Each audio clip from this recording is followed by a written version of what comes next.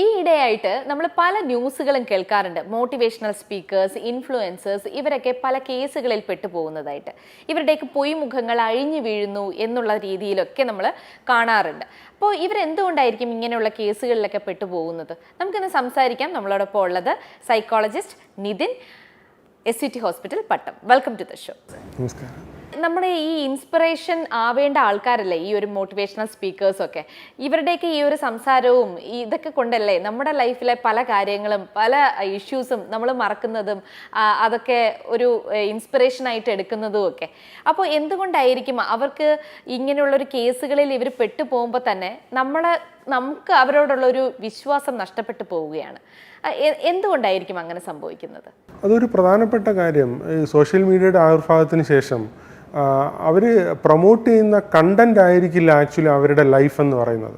അതായത് പറയുന്നതും പ്രവർത്തിക്കുന്നതും തമ്മിൽ യഥാർത്ഥത്തിൽ അവരുടെ ലൈഫിൽ ബന്ധം ഉണ്ടാവുന്നില്ല എന്നാണ് കാണുന്നത്. ഇപ്പോൾ റീസെൻ്റ്ലി നമ്മുടെ കേരളത്തിൽ റിപ്പോർട്ട് ചെയ്തിരിക്കുന്ന കേസുകളൊക്കെ എടുത്ത് നോക്കിക്കഴിഞ്ഞാൽ ഒരു കോമൺ ആയിട്ട് കാണുന്ന ഒരു ഫാക്ടർ എന്ന് പറഞ്ഞാൽ ഈ വ്യക്തികളുടെയൊക്കെ തന്നെ ഒരു ചൈൽഡ്ഹുഡ് അല്ലെങ്കിൽ ഒരു ടീനേജ് അല്ലെങ്കിൽ ഏർലി അഡൽട്ട്ഹുഡ് ആയിട്ടുള്ള യങ്സ്റ്റേഴ്സ് ആയിട്ടുള്ള ഒരു ടൈമിൽ ഇവർ ഇമ്മോറലായിട്ടുള്ള അല്ലെങ്കിൽ ഈവിളായിട്ടുള്ള അല്ലെങ്കിൽ ഇല്ലീഗലായിട്ടുള്ള കാര്യങ്ങൾ ചെയ്തിരിക്കുകയും പിന്നീട് ഒരു സാഹചര്യത്തിൽ കുറേ നാൾ ചിത്രത്തിലില്ലാതിരിക്കുകയും പിന്നീട് പെട്ടെന്ന് ഒരു പോപ്പുലാരിറ്റി അല്ലെങ്കിൽ ഒരു പബ്ലിസിറ്റിക്ക് വേണ്ടിയിട്ട് ഏതെങ്കിലും ഒരു വഴി തിരഞ്ഞെടുക്കുന്നതായിട്ടാണ് കാണുന്നത്. അപ്പം ഈ ഇടയിലുള്ള ഒരു ആബ്സെൻസ് ഇവരൊരു നല്ല ആളാണെന്നുള്ള ഒരു തെറ്റിദ്ധാരണ പൊതുസമൂഹത്തിൽ അല്ലെങ്കിൽ ഒരു ലാർജർ ഓഡിയൻസിനിടയിൽ വരുന്നുണ്ട് എന്നുള്ളതാണ്. അപ്പം ഇവർ ബേസിക്കലി നല്ല ആളായതുകൊണ്ടല്ല, അവർ നല്ല രീതിയിൽ ഒരു ഡബിൾ ഫേസ് ആയിട്ട് അല്ലെങ്കിൽ ഡബിൾ മൈൻഡായിട്ട് അല്ലെങ്കിൽ ഒരു ഹിപ്പോക്രറ്റായിട്ട് കണ്ടൻറ്റ് അവർ പ്രൊഡ്യൂസ് ചെയ്യുകയും, പക്ഷേ ഇവിടെ ഉള്ളിലുള്ള ഇൻറ്റൻഷൻ എന്ന് പറയുന്നത് പബ്ലിസിറ്റിയും പോപ്പുലാരിറ്റിയും ആയതുകൊണ്ട് തന്നെ ഇവരുടെ ആ ഒരു ബാഡ് നെഗറ്റീവ് ഇൻറ്റൻഷൻ പതിയെ പുറത്തു വരുന്നതായിട്ടാണ് കാണുന്നത്. സുരാജ് വെഞ്ഞാറമൂട് ഒരു സിനിമയിൽ പറഞ്ഞ പോലെ നമ്മൾ പുറമെ എത്ര വിനയം വാരിക്കോരി തേച്ച് വെച്ചാലും ഉള്ളിൽ കിടക്കുന്ന ഫ്രോഡ് ഇടയ്ക്കിടയ്ക്ക് തള്ളി പുറത്തു വരുമെന്ന് പറയും. അതുപോലെയാണ് പല ആൾക്കാരും എന്ന് എനിക്ക് തോന്നിയിട്ടുണ്ട്.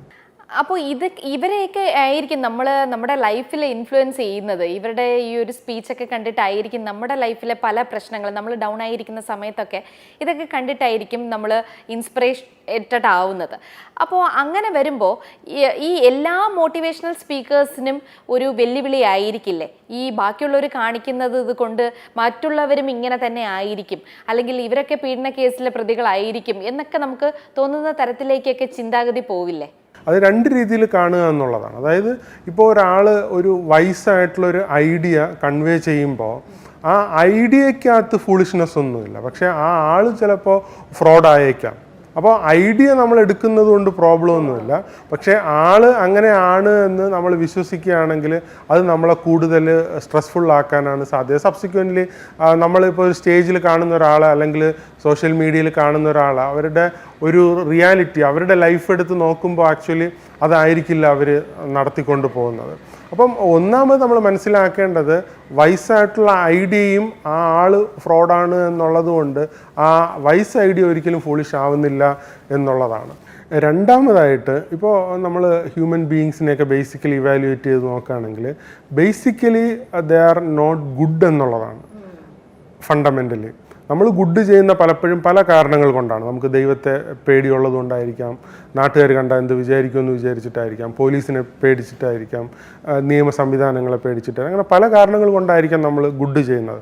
അപ്പോൾ ഈ ഫാക്ടേഴ്സ് ഒന്നും നമ്മളെ ഇൻഫ്ലുവൻസ് ചെയ്യുന്നില്ലെങ്കിൽ നമ്മൾ ബാഡ് ചെയ്യാനുള്ള അല്ലെങ്കിൽ ഈവിൾ ചെയ്യാനുള്ള ടെൻഡൻസി ഹ്യൂമൻ ബീയിങ്സിൻ്റെ ബേസിക് നേച്ചറിനകത്ത് തന്നെ ഉള്ളൊരു കാര്യമാണ്. അപ്പോൾ ആര് വേണമെങ്കിലും എപ്പോൾ വേണമെങ്കിലും വീണു പോകാൻ സാധ്യത ഉണ്ട് എന്നുള്ളതൊരു റിയാലിറ്റിയാണ്.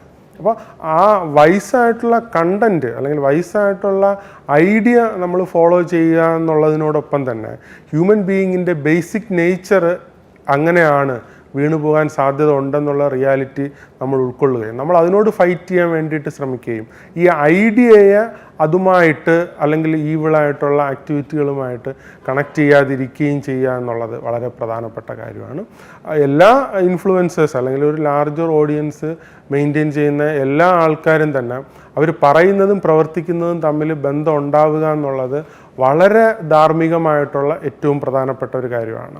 അപ്പോൾ ഈ ഓഡിയൻസ് ബേസ് കൂട്ടാൻ വേണ്ടിയിട്ടാണ് പലരും ഇത്തരത്തിൽ കണ്ടൻറ്റ് അട്രാക്റ്റീവാക്കി മാറ്റുന്നത്. അപ്പോൾ അങ്ങനെ വരുമ്പോഴാണ് അവരുടെ ലൈഫിൽ ഇല്ലാത്ത കാര്യങ്ങൾ അവർ പറയേണ്ടതായിട്ട് വരുന്നത്. അപ്പോൾ അതൊരു നാർസിസ്റ്റിക് ആയിട്ടുള്ളൊരു ഫീച്ചറാണ്. ഇപ്പം നമ്മുടെ നാട്ടിലുള്ള ഫേസ്ബുക്ക് പോസ്റ്റുകളൊക്കെ നോക്കിക്കഴിഞ്ഞാൽ ആ കണ്ടൻറ്റിനേക്കാൾ കൂടുതൽ ഇമ്പോർട്ടൻസ് ആ വ്യക്തിയുടെ ഫോട്ടോ ആയിരിക്കും ഇട്ടിട്ടുണ്ടാവുക. ഇപ്പം ഒരു മാറ്ററിനെ കുറിച്ച് ഒരു ഐഡിയ അല്ലെങ്കിൽ ഒരു പാസേജ് അല്ലെങ്കിൽ ഒരു കണ്ടൻറ്റ് ടൈപ്പ് ചെയ്തിട്ട് ആണ് ഒരു ആർട്ടിക്കിൾ പോലെയാണ് ഒരു പോസ്റ്റ് ചെയ്യുന്നതെങ്കിൽ ആ വ്യക്തിയുടെ ഫോട്ടോ അതിനേക്കാൾ ഹൈലൈറ്റ് ചെയ്തിട്ടായിരിക്കും അതിനകത്ത് ഇട്ടിട്ടുണ്ടാവുക. അപ്പോൾ അത് നമ്മൾ റാഷണലി ഇവാലുവേറ്റ് ചെയ്യുമ്പോൾ എന്താണ്, ആ കണ്ടൻറ്റിനേക്കാൾ കൂടുതൽ ആ വ്യക്തിക്ക് ഒരു പബ്ലിസിറ്റിയും പോപ്പുലാരിറ്റിയും ഉണ്ടാക്കുക എന്നുള്ളതാണ്. അപ്പോൾ നമ്മൾ എത്രത്തോളം ഓണസ്റ്റും സിൻസിയറും സീരിയസും ആണ് നമ്മുടെ കണ്ടൻറ്റിനോടെന്നുള്ളതൊരു വളരെ പ്രധാനപ്പെട്ട ഒരു ക്വസ്റ്റ്യനാണ്. അപ്പോൾ അത് ഒരേ ലൈനിൽ കൊണ്ടുവരാൻ വേണ്ടിയിട്ട് ശ്രമിക്കുക. ഇപ്പം നമ്മുടെ നാട്ടിൽ നടക്കുന്ന ഒരു സോഷ്യൽ ഈവിളിനെ കുറിച്ച് സംസാരിക്കുമ്പോൾ ആ സംസാരിക്കുന്ന ആളിൻ്റെ ഫോട്ടോ പോസ്റ്റ് ചെയ്യേണ്ട ആവശ്യമില്ല. ആ കണ്ടൻറ്റുമായി ബന്ധപ്പെട്ട കാര്യങ്ങൾ പോസ്റ്റ് ചെയ്യുക എന്നുള്ളതാണ്. മറ്റത് ഒരു ഫുൾ ഫിഗർ ആ വ്യക്തിയുടെ തന്നെ ഫോട്ടോ പോസ്റ്റ് ചെയ്യുകയാണ്. ഇനി വീഡിയോസ് നോക്കിക്കഴിഞ്ഞാൽ ഇപ്പോൾ ഒരു ചാരിറ്റബിൾ ആയിട്ടുള്ള ഒരു ആൾട്രൂയിസ്റ്റിക് ആയിട്ടുള്ള ഒരു ആക്ടിവിറ്റി ചെയ്യുകയാണെന്ന് വെച്ചോ, അത് നല്ല കാര്യം തന്നെയാണ്. പക്ഷേ ഈ ചെയ്യുന്ന ആൾ ആദ്യം കാണിക്കുന്നത് ആ ആൾ ഇരിക്കുന്ന ഓഫീസായിരിക്കും. എന്നിട്ട് ആ ഓഫീസിലെ കസേരയിൽ നിന്ന് എഴുന്നേൽക്കുകയാണ്, ആളുടെ ഫുൾ ഫിഗർ കാണിക്കുകയാണ്. എന്നിട്ട് നേരെ കാറിനകത്തേക്ക് കയറുന്നതായിട്ട് കാണിക്കുകയാണ്, കാറിനകത്ത് ട്രാവൽ ചെയ്യുകയാണ്, അവിടെ പോവുകയാണ്, എത്തുകയാണ്, എന്നിട്ടിത് കൊടുക്കുകയാണ്. അപ്പോൾ ആക്ച്വലി ഈ കൊടുക്കുന്നു എന്ന് പറയുന്നത് സെക്കൻഡറിയോ ട്രഷറിയോ ആണ്. അവരുടെ ഒരു പ്രൈമറി ആയിട്ടുള്ള ഇൻറ്റൻഷൻ എന്ന് പറയുന്നത് പബ്ലിസിറ്റിയും പോപ്പുലാരിറ്റിയും ആണ്. അപ്പോൾ അങ്ങനെ വരുമ്പോഴാണ് പലർക്കും ഈ വളഞ്ഞ വഴികൾ ചെയ്യേണ്ടതായിട്ട് വരുന്നത്, അല്ലെങ്കിൽ അവർക്ക് പറയുന്നതും പ്രവർത്തിക്കുന്നതുമായിട്ട് ബന്ധമില്ലാതെ വരുന്നത്. അത് പിന്നീട് ഫ്യൂച്ചറിൽ എപ്പോഴെങ്കിലും പുറത്തു വരികയും ചെയ്യുമ്പോഴാണ് അത് വലിയ രീതിയിൽ നമുക്കൊരു ഓക്വേർഡായിട്ട് അല്ലെങ്കിൽ ഒരു സെറ്റ് ബാക്ക് ആയിട്ട് വരികയും ആൾക്കാരത് നെഗറ്റീവായിട്ട് ഇൻഫ്ലുവൻസും ചെയ്യുന്നത്. ഇപ്പോഴത്തെ ന്യൂ ജനറേഷനെ ഈ മോട്ടിവേഷണൽ സ്പീക്കേഴ്സ് അല്ലെങ്കിൽ ഇൻഫ്ലുവൻസേഴ്സിനെ അവരെയാണ് പിന്തുടർന്ന് വരുന്നത്, റോൾ മോഡലായിട്ട് കാണുന്നതും ഇങ്ങനെയുള്ള ആൾക്കാരെ തന്നെയാണ്. അപ്പോൾ എൻ്റെ ചോദ്യം എന്ന് പറയുന്നത്, ഇങ്ങനെയുള്ള ഇൻഫ്ലുവൻസേഴ്സിനെ ആണോ നമ്മളൊരു റോൾ മോഡലായിട്ട് കാണേണ്ടത്, പുതിയ ജനറേഷൻ കാണേണ്ടത്, അതോ റിയൽ ലൈഫിലെ ആൾക്കാരെയാണോ? ആരെയാണ് നമ്മളൊരു റോൾ മോഡലായിട്ട് എപ്പോഴും ചിന്തിക്കേണ്ടത് അല്ലെങ്കിൽ കാണേണ്ടത്?